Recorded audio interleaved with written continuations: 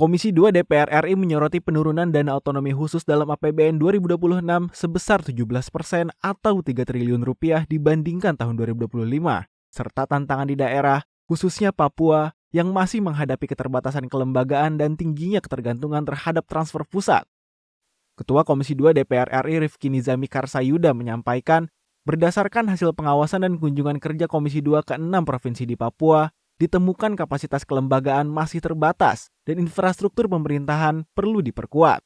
Kemandirian fiskal di Papua juga masih rendah karena sebagian besar daerah masih sangat bergantung pada dana transfer pusat dengan tingkat ketergantungan mencapai lebih dari 90%.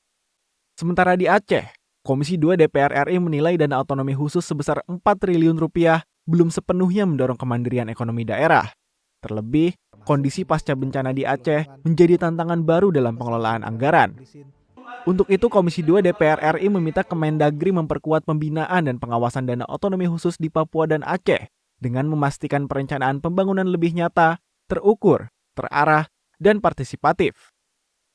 Dan yang terakhir, berdasarkan pengawasan kami di tanah Papua, dampak terhadap kesejahteraan masyarakat atas otonomi khusus ini memang harus kita beri perhatian yang lebih. Karena di beberapa tempat tentu sumbatan-sumbatan pembangunan masih terlihat. Komisi 2 DPR RI akan terus melakukan pengawasan terhadap pengelolaan dana otonomi khusus agar lebih efektif dalam meningkatkan kesejahteraan masyarakat dan mendorong kemandirian daerah.